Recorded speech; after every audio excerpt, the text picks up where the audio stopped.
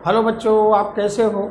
मैं चंद्रशेखर त्रिवेदी आज आपको अपने ओरिएंट केमिस्ट्री क्लास में कोलिगेटिव प्रॉपर्टी के बारे में बात करूंगा। कोलिगेटिव प्रॉपर्टी की हम लोगों ने लास्ट वीडियो में डेफिनेशन पढ़ी थी, जिसमें यह बताया था मैंने कि जब किसी वोलेटाइल सॉल्वेंट में नॉन वोलेटाइल सॉल्यूट मिक्स किया जाता है तो उसमें कोलिगेटिव प्रॉपर्टी आ जाती है। तो कोलिगेटिव प्रॉपर्टी वो प्रॉपर्टी होती हैं जो नॉन वोलेटाइल सॉल्यूट के नंबर ऑफ पार्टिकल्स या number of moles per depend करती है। जितना ज़्यादा नॉन वोलेटाइल सॉल्यूट मिक्स किया जाएगा सॉल्यूशन में, उतनी ही कोलिगेटिव प्रॉपर्टी बढ़ती जाएगी। तो हम लोगों ने कल बात की थी, मतलब पिछले वीडियो में बात की थी कि कोलिगेटिव प्रॉपर्टी 4 टाइप्स की होती है। कोलिगेटिव प्रॉपर्टी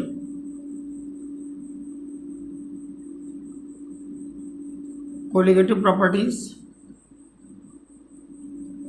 तो पहली थी, फर्स्ट कोलिगेटिव प्रॉपर्टी थी relative lowering in vapour pressure. Relative lowering in vapour pressure.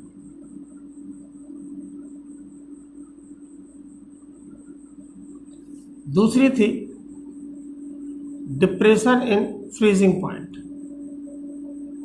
Depression in freezing point.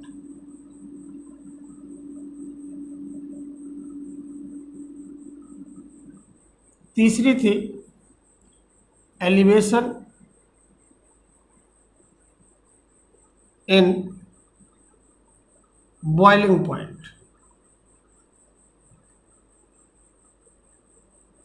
Elevation in boiling point. और लास्ट फोर्थ थी ऑस्मोटिक प्रेशर। Osmotic pressure.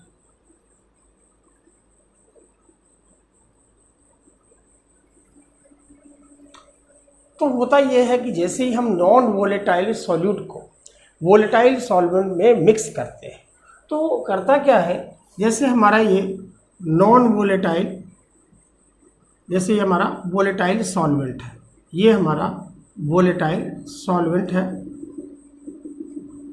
ध्यान से समझिएगा इसको, बहुत ही आसान सा कॉन्सेप्ट है इसमें। ये ये वोलेटाइल सॉल्वेंट है का क्या है, ये वोलेटाइल सॉल्वेंट है। इसकी वेपर प्रेशर इसके चारों ओर प्रेजेंट है। प्योर वोलेटाइल सॉल्वेंट है, इसमें चारों ओर इसकी वेपर्स प्रेजेंट है। ठीक है। और जैसे ही हम इसमें कोई नॉन वोलेटाइल सॉल्यूट मिक्स करते हैं तो ये सरफेस पर इसके पार्टिकल, नॉन वोलेटाइल सॉल्यूट के पार्टिकल्स भी आ जाते हैं। और ये खुद तो वेपराइज हो ही नहीं रहे क्योंकि ये नॉन वोलेटाइल है। और जो यहाँ सरफेस से जो वेपर स्टेट में जाना चाह रहे हैं, कौन, वोलेटाइल सॉल्वेंट के पार्टिकल्स जो वेपर स्टेट में जाना चाह रहे हैं, उनको भी रोकते हैं। जिससे क्या होता है कि इसके वेपर प्रेशर में कमी आ जाती है। वेपर प्रेशर में कमी आ जाती है।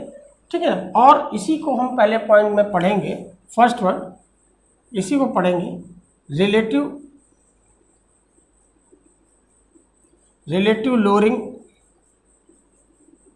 Lowering in vapour pressure. Relative lowering in vapour pressure, ये हमारी पहली कोलिगेटिव प्रॉपर्टी है। तो जैसे ही हमने देखा नॉन वोलेटाइल सॉल्यूट डालते हैं तो वो क्या करता है, वोलेटाइल सॉल्वेंट को वेपराइज होने से रोकता है, और जिस वजह से सॉल्वेंट की वेपर प्रेशर में कमी आ जाती है। ठीक है। तो अगर हमारा सॉल्वेंट को हमारे एनसीईआरटी में, सॉल्वेंट को हमारी एनसीईआरटी में नंबर 1 दिया गया है।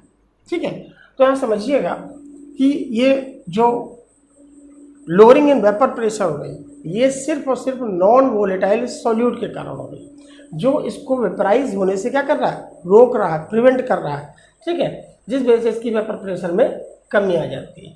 तो P1 is directly proportional to x1। अब जब इसकी वेपर प्रेशर कम होगी तो इसके मोल फ्रैक्शन भी कम होंगे। So P1 is equal to P1 naught x1। ठीक है। अच्छा, relative lowering in vapour pressure it is represented by delta P। delta P means initial vapor pressure when solvent is in purest form and final vapor pressure when non-volatile solute mixed in the volatile solvent P1। ठीक है, तो delta P is equal to P1 naught minus P1। तो ये कब की है vapour pressure? when volatile solvent is in purest state, तब की ये है। and when non volatile solute mixed in the volatile solvent, then the vapor pressure this one P1। ठीक है, now put the value of P1। so delta P is equal to P1 naught minus P1 naught x1।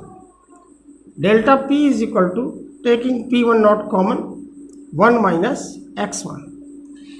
But we know, लेकिन हमें पता है, but we know mole fraction of solvent plus solute is equal to 1। So x2 is equal to 1 minus x1। So put this value here in place of 1 minus x1। So we see delta P is equal to P1 naught x2 and delta P P1 naught minus P1, transfer this to the left side upon P1 naught is equal to x2 and mole fraction of solute is equal to P1 naught minus P1 upon P1 naught is equal to moles of solute upon total moles of the solution। ठीक है, एक तो ये formula कई numerical में use होता है, ये भी यूज होता है। ठीक है, इसके बाद यहाँ पर डिनोमिनेटर में क्या है, with respect to n1 n2 is very small quantity, not small quantity, very very small quantity with respect to n1 in denominator, not in numerator. Denominator में n1 की तुलना में n2 एक बहुत ही छोटी क्वांटिटी है, so neglected. So P1 naught minus P1 upon P1 naught is equal to n2 upon n1। and now put the value of n2, W2 upon m2 upon W1 upon m1। so what the formula comes out, P1 naught minus P1 upon P1 naught is equal to W2 m1 upon W1 m2।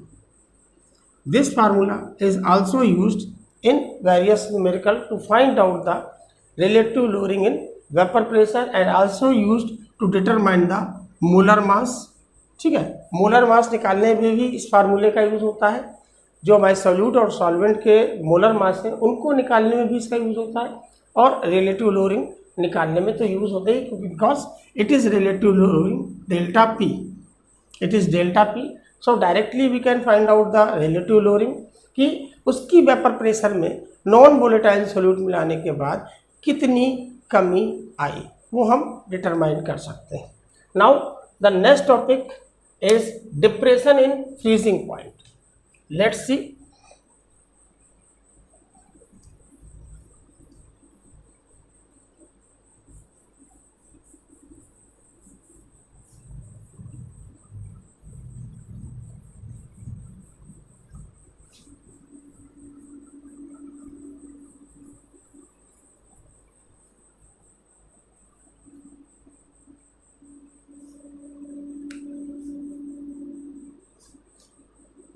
Second colligative property,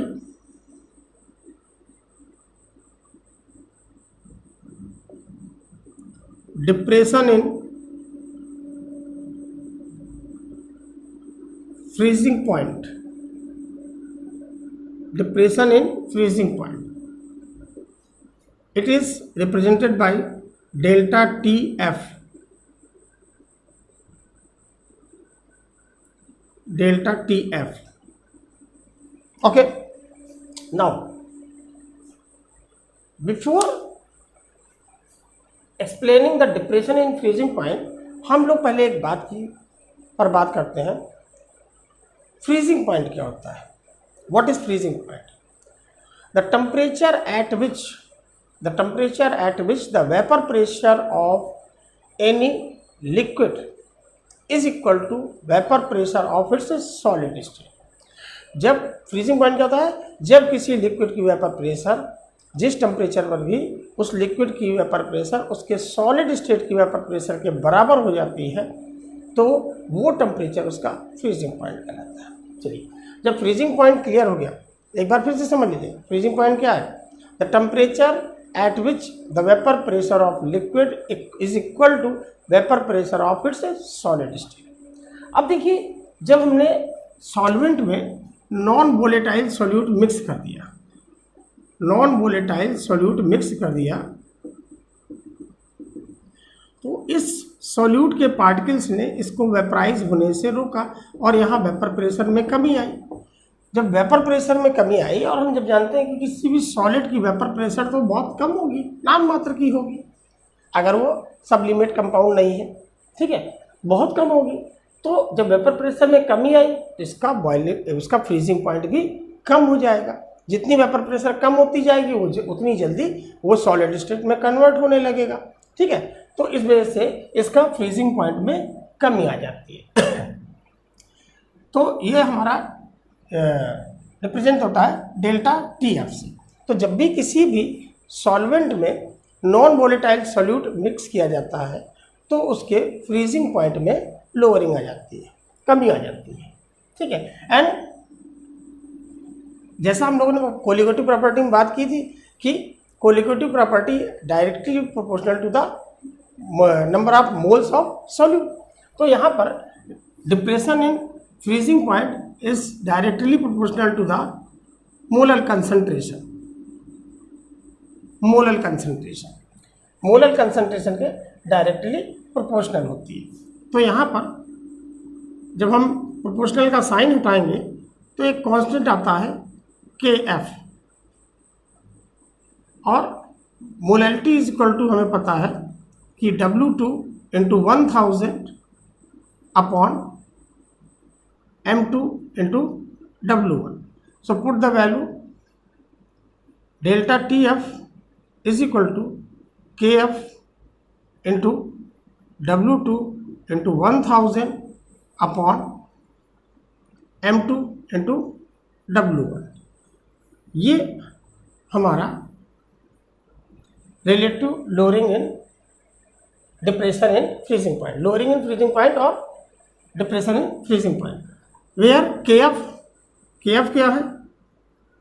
where KF is equal to molar depression constant, molar depression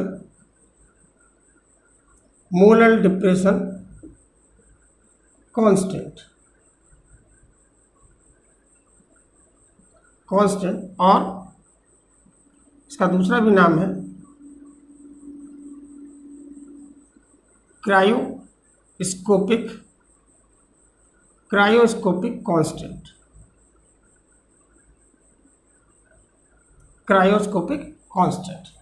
अच्छा, अगर हम इसको graph में represent करें,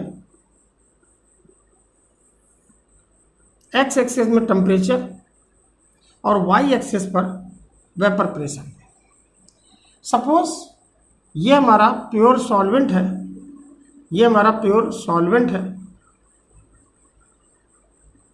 जो किसी temperature पर क्या हो रहा है, T1 पर ये सॉलिड स्टेट में कन्वर्ट हो रहा है, मतलब फ्रीज हो रहा है. और जैसे ही हमने इसमें नॉन वोलेटाइल सॉल्यूट मिक्स किया और हम देखते हैं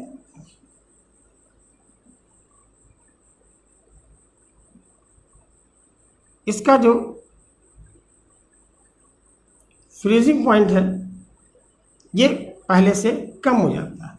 ये हमारा सोल्यूशन है after mixing the non volatile solute. और ये सॉलिड और लिक्विड स्टेट को का रिलेशन रिप्रेजेंट करता है, सॉलिड एंड लिक्विड स्टेट का।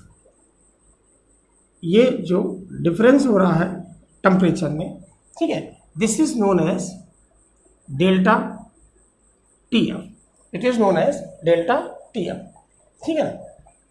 तो ये हमारा, अच्छा, के एफ की वैल्यू अगर हमें अलग से निकालनी पड़े, वैसे तो न्यूमेरिकल में दी रहती है, लेकिन अगर हमें निकालना पड़े तो K F is equal to R into M one into T F square upon 1000 into enthalpy of fusion,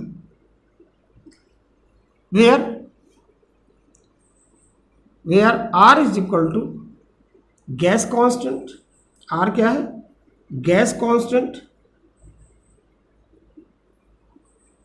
m1 क्या है?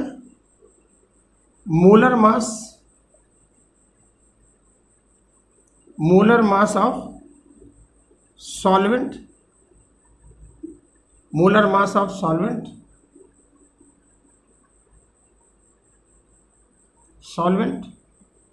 TF freezing point of solvent, enthalpy of fusion, energy absorbed or released when solvent convert from liquid state to solid state,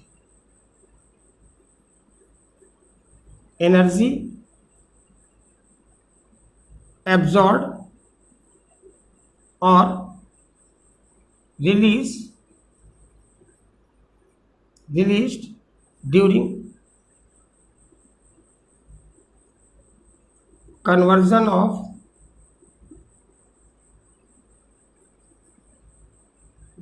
liquid solvent into solid। जब liquid solid में convert होता है तो उस समय जितनी जो भी एनर्जी ये एब्जॉर्ब करता है या रिलीज करता है वो एंथैल्पी ऑफ फ्यूजन कहलाती है, ठीक है।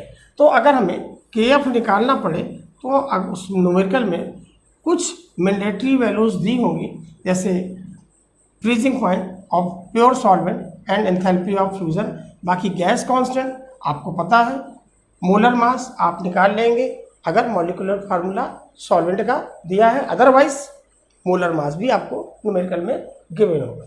तो ये हमारी दूसरी प्रॉपर्टी थी, डिप्रेशन इन फ्रीजिंग पॉइंट। चलिए तीसरी कोलिगेटिव प्रॉपर्टी को देखते हैं, elevation in boiling point.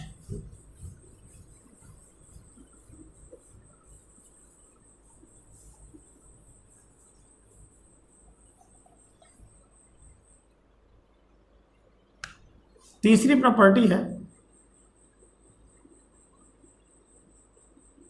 Elevation in boiling point. Elevation in boiling point. Elevation in boiling point को समझने से पहले हम बॉइलिंग पॉइंट की डिफिनीशन को समझते हैं और तब हमें ये टॉपिक बहुत आसानी से समझ आएगा। बॉइलिंग पॉइंट क्या है? The temperature at which the vapour pressure of liquid is equal to atmospheric pressure. वो टेम्परेचर जिस पर किसी लिक्विड की वेपर प्रेशर उसके एटमॉस्फेरिक प्रेशर के बराबर हो जाती है और लिक्विड बॉयल होने लगता है, ठीक है। तो जब हमारे नॉन वोलेटाइल सोल्यूट मिक्स होने पर जब वेपर्स कम हो गई, रिलेटिव लोअरिंग हो गई वेपर प्रेशर में, तो फिर उसकी वेपर्स बढ़ाने के लिए हमें एक्सेस एनर्जी देनी पड़ेगी, जिससे उसका बॉइलिंग पॉइंट बढ़ जाएगा, ठीक है। और इसी वजह से नॉन वोलेटाइल सॉल्यूट को वोलेटाइल सॉल्वेंट में मिलाने पर सॉल्यूशन का बॉइलिंग पॉइंट बढ़ जाता है, ठीक है। And it is represented by delta T B, इसको डेल्टा टीबी से रिप्रेजेंट करते हैं। And it is directly proportional to molar concentration of non volatile solute. Non volatile के मोलर कंसंट्रेशन के इक्वल होता है। तो यहाँ पर delta TB is equal to K B.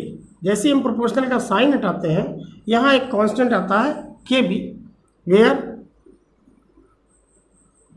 के B is equal to molar elevation constant, molar elevation constant, ठीक है। और इसका दूसरा भी नाम है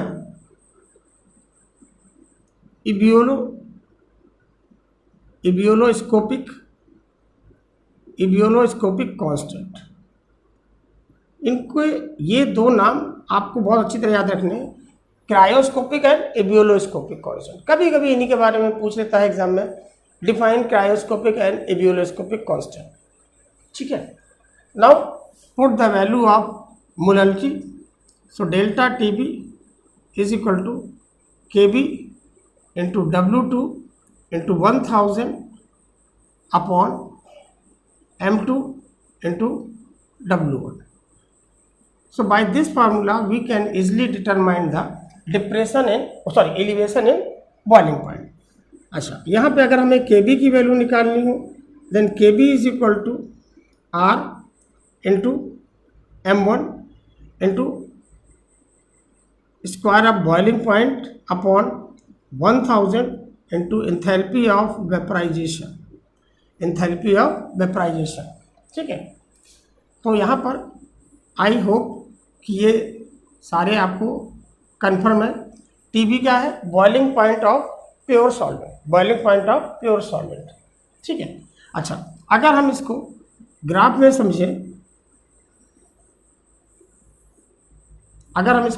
समझें, यहाँ पर एक्स एक्सिस पर हमने टेम्परेचर लिया, वाई एक्सिस पर वेपर प्रेशर लिया, ठीक है। और यहाँ पर हमने इसको ये 1 ATM को दिखाया, ठीक है। अब ये हमारा प्योर सॉल्वेंट था, और जब हमने इसमें नॉन वोलेटाइल सॉल्यूट मिक्स किया, ठीक है ना, इस समय इसका बॉइलिंग पॉइंट T1 था, और जैसे ही हमने इसमें नॉन वोलेटाइल सॉल्यूट मिक्स किया, ये हमारा क्या बना? सॉल्यूशन। ये हमारा सॉल्यूशन बना। तो हम देखते हैं अब जो है टेम्परेचर इसका क्या हुआ? बढ़ गया, और ये जो डिफरेंस है that is known as delta T B. So these are the 3 colligative property, and last colligative property that is known as osmotic pressure we will discuss in the next video. हम लोग उसकी अगले में बात करेंगे। और इन 3 कोलिगेटिव प्रॉपर्टी में आपको जो भी डाउट्स आ रहे हो, जो चीज़ इसमें समझ में ना आ रही हो, ठीक है ना, या इसके अलावा और कोई डाउट आपके दिमाग में आ रहा हो, वो आप मेरे वीडियो के कमेंट बॉक्स में डाल सकते हैं। मैं उन डाउट्स को क्लियर कर दूंगा। ओके स्टूडेंट्स, सो हम लोग अगले वीडियो में मिलते हैं।